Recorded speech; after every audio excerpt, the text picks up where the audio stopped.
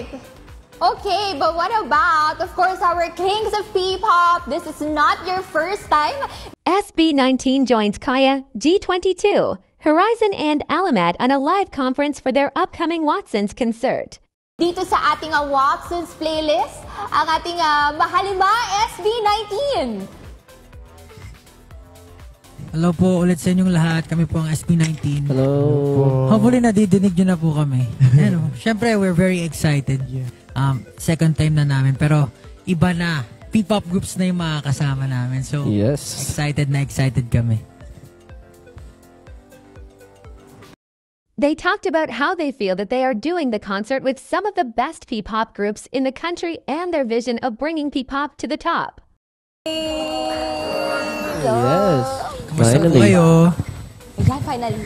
Narinig nyo na ba kami? Narinig nyo na ba ako? Yes po, nandito na kayo. Ayan, meron na. Okay na. O, kamusta naman ang lahat? Okay lang po, ang lamig po dito sa studio. Kaninong studio ba to? Saan ba kayo? Saan ba kayo? Okay. Pero, you know what, bago ko sa inyo sabihin yung question, no? Gusto lang naman namin na i-congratulate again 100 million views ang mapa. Ay, yay! Salamat po. Yes. Siyempre, salamat 18. Tama naman yan. Kasi naalala ko lang yung mapa, every time na pino-perform niyo sa live, naiiyak talaga ako. Yun pala yung sinasabi ko kanina. Yung gusto ko sabihin. But anyway, ito na nga. Well, we all know the Watsons playlist lasted 2023.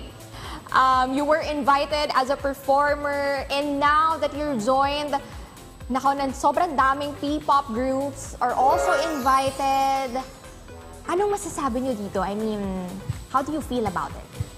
Siyempre po, una-una masaya po kami kasi noon dati po nagsisimula pa lang siyempre yung mga P-pop. Saya nga eh. Parang hindi pa po nagkakaroon ng ganitong mga kalaking events, mga small conventions, and ngayon pumupunta muna tayo sa mga dome, mga Araneta and other domes, stadiums.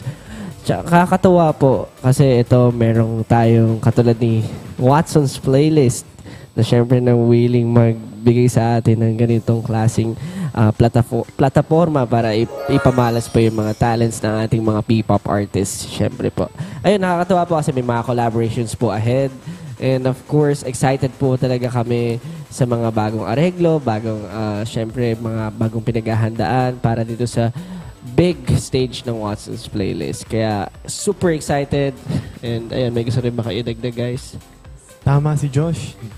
Dahil nga po, parang from last year, kami and Beanie lang yung P-pop group sa Watsons playlist. But ngayon, talagang for P-pop na yung concert ng Watsons. So very happy, super excited sa lahat ng collaborations, and super happy lang talaga na mas nabibigyan ng pansin yung mga P-pop groups ngayon, yung music ng P-pop. So sana marami pa tayong events with Watsons na ganito. Yes, sana lahat po ng fandom mas lumakas pa at syempre mas dumami pa, ipalagana pa natin ang P-pop power. Any more from the group? Meron pa ba kayong gustong sabihin? Ay, si Ken po, parang gusto ka Parang masaya po si Ken ngayon. Atin na magsalita. Oo nga eh. Ano ba gusto sabihin ni Ken? Go. Ayun po, siyempre, una po sa lahat, thank you po kay Watson sa pagbigay ng opportunity for us, and you know, para po gaya po na sabi ni Josh kanina, i-showcase pa po yung Filipino talents, especially yung P-pop, which is unti-unti po siya talagang ngayon nagiging known globally. So I think pushing P-pop na global talaga, and mas bigyan pa ng ng suporta pa, and syempre yung ganitong platform po, sobrang laking tulong po to sa P-pop community para po mas makilala pa po globally. Kaya maraming salamat po Watsons, and syempre sa lahat po ng artist na makilala mga kasama namin dito mag-perform. Ayun, good luck po sa inyo lahat. Masaya po talaga kami ha. Excited po kami. Hi. What about you, Stel? Yan. Basta yan. okay. So, hello, Sunshine. Martes. Andiyan ka ba?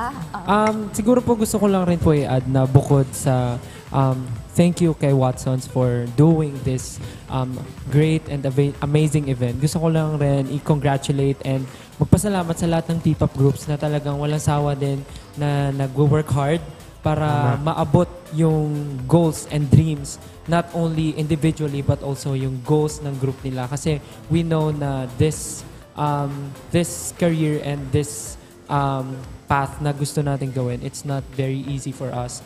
But kayong mga tulad nating mga artists na talagang nagpupursige para maabot yung dreams dahil alam natin na meron tayong kayang gawin at ipakita. Kayo dapat din hangaan kasi talagang hindi kayo sumusuko and that what P-pop is all about. Yung parang fighting for your dreams and reaching for your goals kahit anong mangyari. So ayan, thank you guys and we're very excited nga to meet and to, kasi makasama kayo kasi we know yung ganitong klase, bihira itong mangyari kasi we know na marami tayong schedules and bihira talaga mag-meet ng yung personal but yung mga ganitong klaseng events, ganito lang tayo nabibigyan ng chance mag-usap, celebration, mag-meet. O lagi tayo reunion. Sa social media nag-uusap, nagpapansinan sa mga stories, mga ganun. But eto talagang harap-harapan, face-to-face, magkikita at mag-uusap. So pwede tayo magbardagulan kung gusto nyo. But yeah, we're very excited and looking forward sa mga collaborations natin sa Watson's Playlist. And thank you so much. Still for P-pop President.